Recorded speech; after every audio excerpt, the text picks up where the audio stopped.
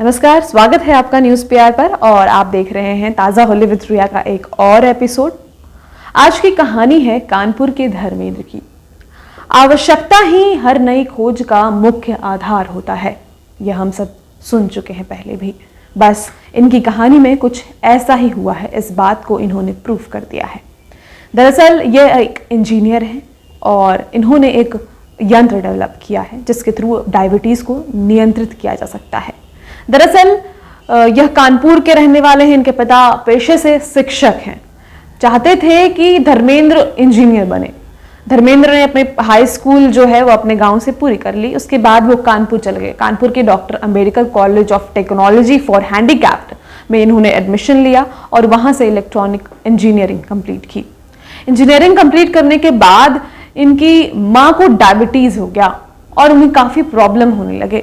उसी वक्त इनके मन में यह लालच जागी कि आखिर डायबिटीज होता क्या है और इसे कैसे नियंत्रित किया जा सकता है, और इसी लालच ने इन्हें यह यंत्र बनाने पर मजबूर कर दिया, या कहूँ यंत्र बना दिया इन्होंने।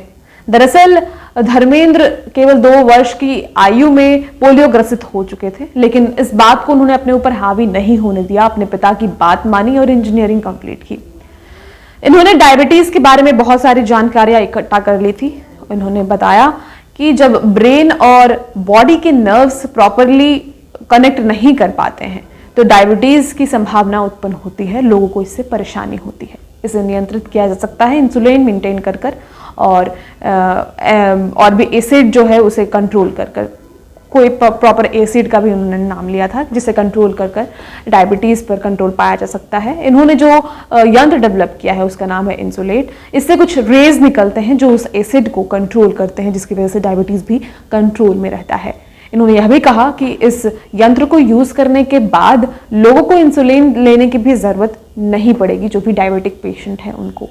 हालांकि इनके इस डेवलपमेंट पर मतलब इनके जो भी उन्होंने खोज किया है इस पर कई सवाल उठे। लोगों ने कहा कि ज़रूरी नहीं है कि ऐसा हो, लेकिन फिर दिल्ली में एक समिट था, वहाँ गए तो वहाँ 14 लोगों पे इन्होंने यह जो है यूज़ किया। उसमें से 12 लोगों पे सकारात्मक रिजल्ट निकला। इस तरीके से इनका यह दावा है कि ये सकारात्मक रिजल्ट्स दे सकते हैं और यह कारगर है।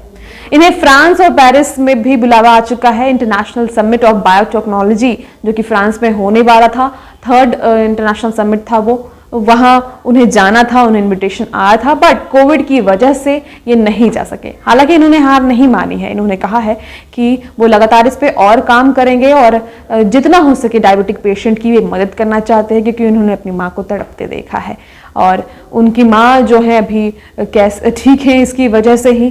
तो इन्होंने कहा कि मैंने यह यंत्र डेवलप किया है वो इसीलिए ताकि डायबिटिक पेशेंट जो है उनका डायबिटीज नियंत्रित रह सके, और उनका दावा है कि यह काम करता है।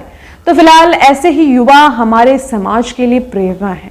ऐसे ही लोग अगर खोज करते रहे, अपनी शक्तियों का सही इस्तेमाल करते रहे, तो फिर हमारा देश बहुत आगे जा सकता है। फिलहाल आज की कहानी में बस इतना ही। कल फिर एक नई कहानी के साथ मिलेंगे। तब तक के लिए आपका बहुत बहुत धन्यवाद।